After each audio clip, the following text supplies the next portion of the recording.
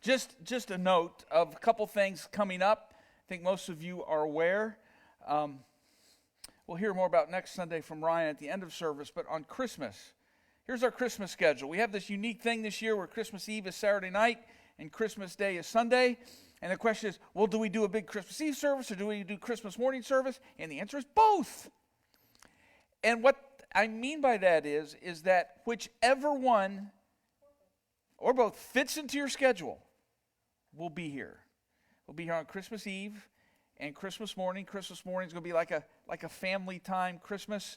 It's going to be low key. Christmas Eve, lots of candles and carols and all that other thing. And so if either one or both fit in your schedule, I want you to know that we're going to have that. And then the next Sunday is also New Year's Day. Neither Christmas or New Year's will have our normal Sunday school but we'll have our 11 o'clock service. And there was a Facebook meme that started about 2 weeks ago, maybe even 3 that I saw for the first time. And then I saw some people hit again this week with it. And the Facebook meme says, if the Apostle Paul were alive today, the American church would be getting a letter.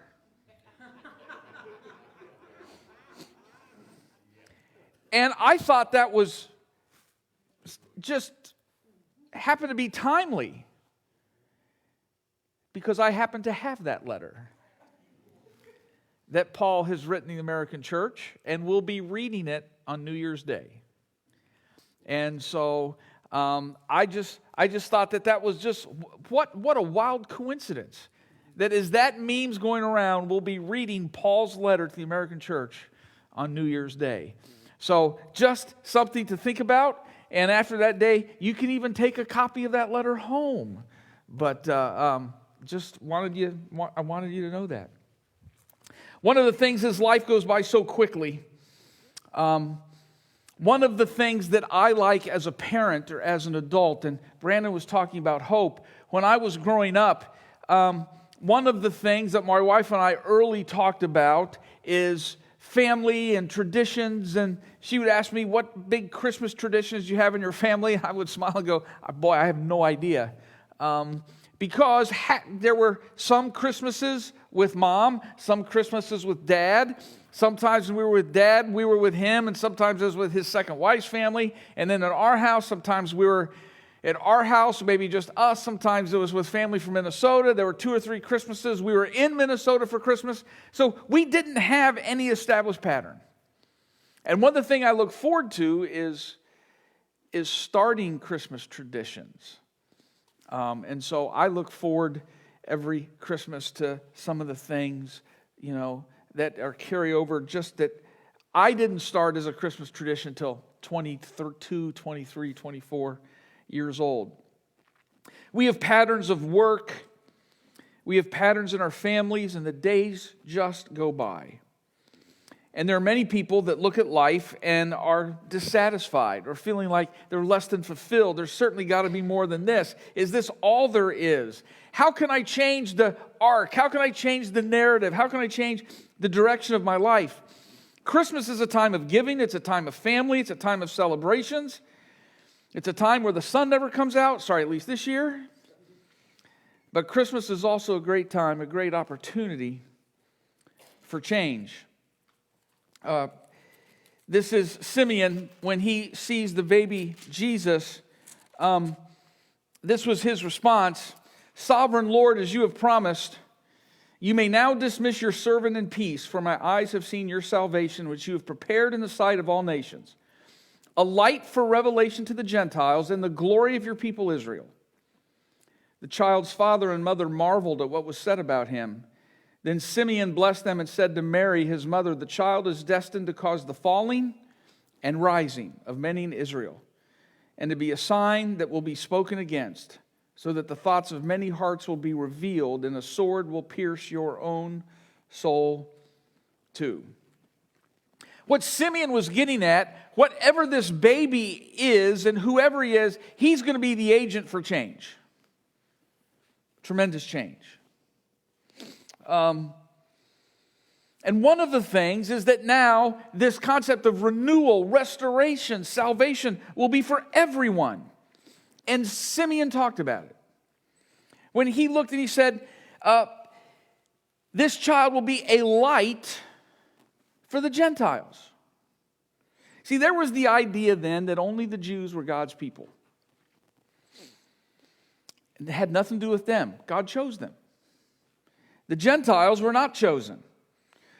They thought that the Messiah would come and elevate his people, reward his people, and certainly deliver his people from the clutches and the influences from all these evil Gentiles. This was great news. They'd had enough of Gentiles through the years. They were carted off to Babylon from the Babylonians. And after a couple generations there, they were allowed to slowly return home. And then when they got home, they were kind of harassed and then oppressed by the leftovers from the Greek Empire. In 165, you had the temple was, they put a big statue of Zeus in the Holy of Holies, and it caused a big uproar and a war of independence for the Jews. And now, the last maybe 70 years or so, they were under the direct influence and control of Rome. It was just one band of Gentiles after another. We went from the Babylonians to the Greeks to the Romans.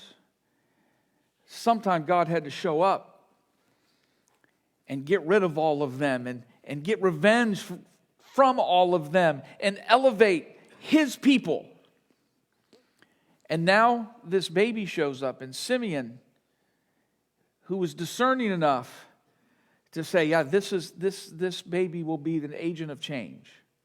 And I can imagine maybe people listening going, yes, could it be? And then he turns around and says, this child will be a light for the Gentiles. No, not them. We've had enough of them. We want God to do something for us. The Messiah should come and make everything better for us and worse for them. What's this talk about making things better for them? We want to be great so that everyone else will notice. But this is not what Simeon says at all. This child will be a light for the Gentiles. And then he says something else. He will be a light of revelation to the Gentiles and for glory to your people Israel. Israel will become glorified in the area that they are used to reach out to people that we don't like. Now, I don't like that system. See, I want my life to be elevated at the expense of Bob. You know who Bob is, that guy at work. He's the boss's brother-in-law. He doesn't deserve it. He's just there because he knows the right people. See, I want to be elevated. I want Bob to be publicly shamed. This seems to be saying that somehow, maybe through me, I'm going to help Bob. I don't want to help Bob. This is more than a plot twist. This is completely upside down. See, the temptation for this attitude is still here. We can take pride in what God is doing for us. But the real value is when others come to know Jesus Christ through us. It was interesting. One of the things I was battling as I was reading Paul's letter to the American church is Paul never does what we want him to either. See, we want Paul to blast away. We want Paul to say, those people are evil. We want Paul to say, those people are bad. We want Paul to just to really say something strong so we can feel better. But what Paul seems to always do, like in Corinth and other places, he doesn't write about them. He's always writing a letter to us. We want him to say bad things about all our enemies, but Paul seems to write to us. Here, this Messiah is saying the glory of Israel was going to be that this child, this Messiah for Israel, is going to be a light for the Gentiles, a light for the people that we don't like too much. See, we're not redeemed. We're not blessed. We are not we are not bombarded with grace so that we can just hoard it and keep it for ourselves, but so we can be a light and we can make a difference around us. We cannot enjoy what God has done for us unless we also admit that His gift is also open to those that we don't easily like. And we all have those people in our lives. You've met those people. There are people you can walk into a room with 8 people in it, and 7 of them you go, I don't know this person, but I can see us becoming friends. And then you hit that 8th person. Nope. God's grace is very much involved with that person. Then we think of the people that we don't like and we're not supposed to like. Packer fans. Cardinal fans. Michigan fans. Sorry, I grew up in Ohio. Political. That party. That nation. And we forget that God's grace, the Messiah doesn't just come to us, the Messiah comes to them. And we need to be active about them as well. The good news is, while we know salvation is for everyone, the good news is salvation is also for me. We gain the benefit of what Christ has done in life. First way is forgiveness. We need this. All of us at some level. And we think, there are people that get to come in a room, and boy, there are people that tell a story. I tell you what I used to do. I used to be involved with this. I used to have this kind of problem. I used to be addicted to that. And then Jesus delivered me from this wonderful story. Those are fantastic stories. My story's boring. I don't have any of those stories. I was in church all my life. However, I can say, I can go back and I can think about attitudes and levels of grace and patience or whatever that I would show. I'm not sure I'm very happy with that person I see 20 years ago and 30 years ago and all of those things. The good news is, not only can we be forgiven, we can be restored. I like that word, restored. That song Libby sang, A Little Bit of Heaven. I was thinking about it as she was singing. There's some real theological truth there. And that is this. There are those among us, some of our friends, who say that each and every person is totally depraved. Don't you feel good about yourself now? I would happen to be on the other side of that divide. I don't think every person is totally depraved. Oh, I think we're depraved, but not totally. Why? Because there exists in each of us still a little bit of God's image. And every person that you meet, there's a little bit of heaven. We call it prevenient grace. In each situation, we go into a situation, and if I think about it for a week, somewhere in Woodfield Mall last night had to have been a little bit of heaven. As I was trying to make my way through just piles of clothing that for some reason, people decided not to hang back on the racks, just drop where they stood and move on and whatever. Even the people that we struggle with, there's a little bit of heaven. One of the wonders about the incarnation, Jesus coming to earth, is after that point, from here on, a little bit of heaven has been brought down to earth. Jesus, though he was God, did not forcibly retain his rights of God, but willingly laid them aside, taking the form of a servant, and became obedient unto death, even death on a cross.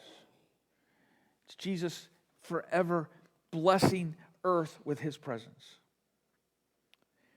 We can have relationships restored. We can have our image of God restored. We can have a lot of things restored. We also have a different worldview. We begin to see the world through the eyes of Jesus Christ. Begin to see people differently. Begin to see situations differently. And we have a new purpose. For some reason, one of the main proofs for me of God's existence is that at some level, all human beings, every last one, believe that we should act in a certain way. If you grew up in the lowest ghetto or the biggest mansion, take a 2-year-old or 3-year-old from the lowest ghetto, take a 3-year-old from the richest mansion, take them both to an ice cream shop, and give one a little bigger ice cream cone than the other one. Enjoy. Not fair. Somewhere we have this innate sense of how things should be. That's a little bit of God's image that remains. What if our legacy was more than just about, now that my life is where it should be, now I can enjoy all the benefits and all the blessings. I don't have to worry about everybody else. It's just me and God holding hands, walking through beautiful forests together in the cool of the day, and not having to worry about anybody else around us. What if our legacy will at least be partly determined by how other people come to know Christ through us? What if our legacy is at least in part determined by how we reflect Jesus Christ? What if God wants you? What if God wants to use you to reach that one person? Bob from the office. The Packer fan. I know some people are beyond grace, but just follow me for a little bit.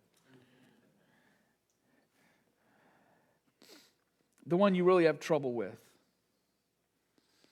Christmas is a chance for us to really think about and reflect upon our lives and how we use them in a world that needs restoration. Then it says, it's interesting. He said, this child is destined to cause the rising and falling of many in Israel. Well, I get the rising. The rising is easy.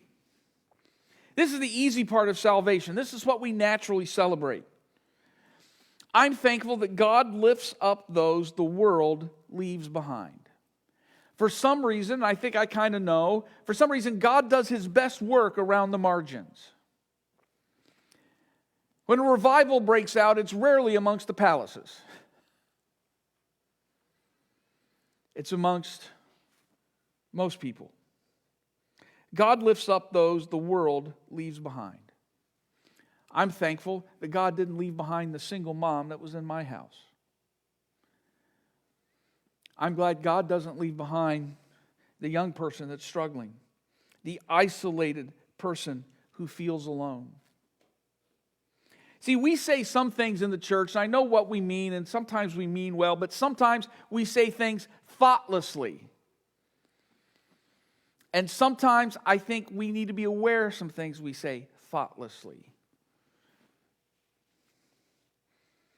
Sometimes I've been in situations where someone has gotten up and said, you need to be a praying church, and you need to pray for people, and when you pray, you need to pray for them by name, as if God needs reminding.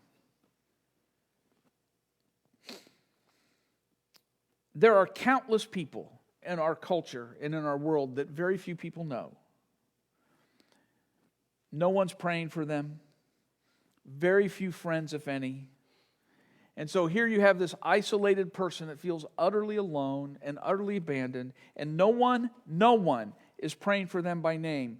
If the Gospels are true at all, and if they reflect even a little bit of the character of Jesus Christ, then this is the person that Christ is intensely interested in.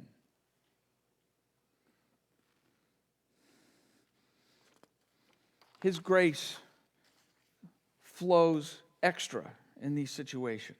But let's get personal. one of the good news is also God cares about you.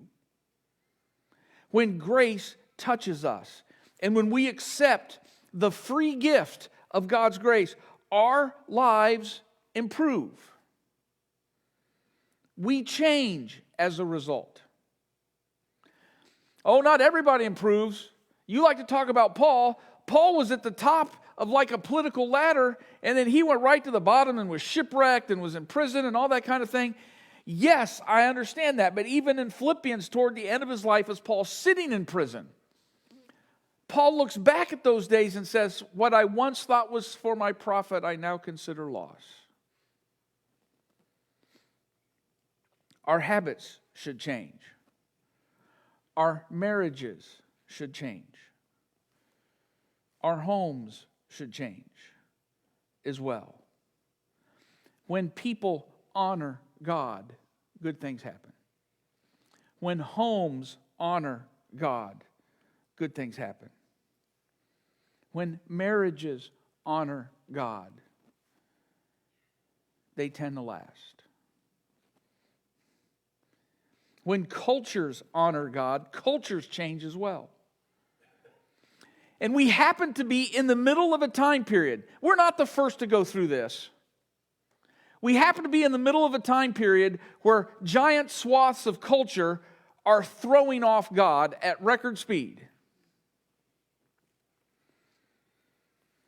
In this new, everything's new. We think new now. It's modern, it's new, and when you unpackage the new, it sounds a lot like 2,000 years ago. We've been down this road before. Stuff that took thousands of years, and now in a historical fit, we're throwing it aside. Okay. Good luck with that. I have a few thoughts on what will happen. I know no one's listening, but I have a few thoughts. Because it's what's happened every time we've done this before. And we've done this before so many times. Right now, we call it freedom. And in the midst of our proclaiming our new freedom and our new terms and our new definitions, isn't it funny that culturally we seem to reach new depths each week? And I'm reminded by that Old Testament verse, if my people who are called by my name will humble themselves and pray and turn from their wicked ways, then I will hear from heaven, I will forgive their sin, and I will heal their land. Restoration's possible. Rising is possible. And one of the reasons we celebrate grace because we're the beneficiaries of rising. But there's that other part that says falling. I don't understand falling. I thought grace was good for people. What do you mean falling? That doesn't seem like happy news. Well, the thing is with most good things, there's also sometimes can be a dark side, and let me explain. Some of you through work have done something. Maybe you've done one of these psychological assessments, or you've been through the Gallup Strength Finders assessment. And in very much modern Western ways, the Strength Finders tells you all your strengths. I am context, responsibility, belief, ideation, and futuristic, I think. Those are my 5. Now, but what people don't know is we talk about strengths, but each of these strengths also has a corresponding weakness. So responsibility is you want to hang in there, be sure everything runs good, but you can also be the last dog that leaves, and it's a way of you can get worn down. The one that's most rare is something called woo. I have almost no woo. Woo is someone that's like always happy, welcome, and they're, they just always happy, always hugging everybody all the time, but they can kind of drift away into a cloud of emotionalism. Every good quality also has a bad quality. Or as a potential for a good expression and a bad expression. Here's the bad expression of grace. What's the dark side of grace? Well, there's a couple dark sides. First thing is if Jesus is Lord, that means Caesar is not. And if you're Caesar, there's your dark side. If you're the tyrant, if you're the ruler, you do not have the power that you think you do. If you have a bunch of people that says Jesus is Lord, then you do not have the control over them that you think you do. Which is why the church has been on the backside, the downside of so many rulers throughout history. If Jesus is the source of good, then maybe those with money or a ton of money are not in the position that they think. It should give us freedom, a certain freedom when you have a little downturn. Maybe it's not the tragedy that you think it is. And no one wants our savings accounts to drop. But perhaps it's not the most important thing in life. Perhaps ultimate value rests in other places.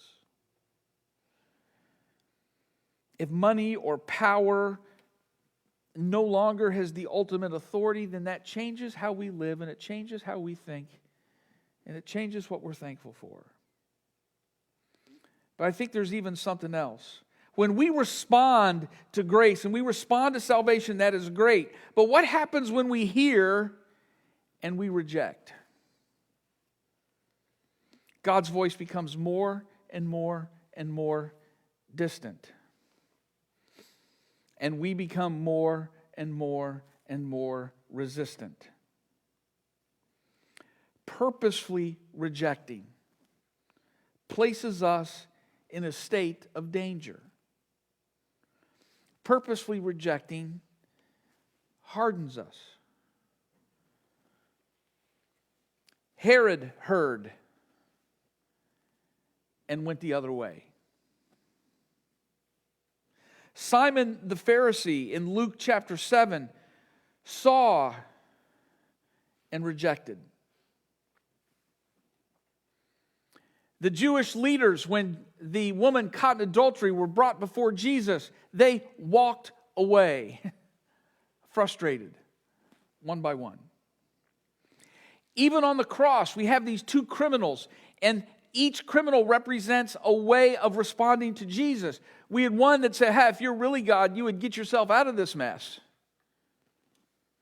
And you had one that said, remember me when you come into your kingdom.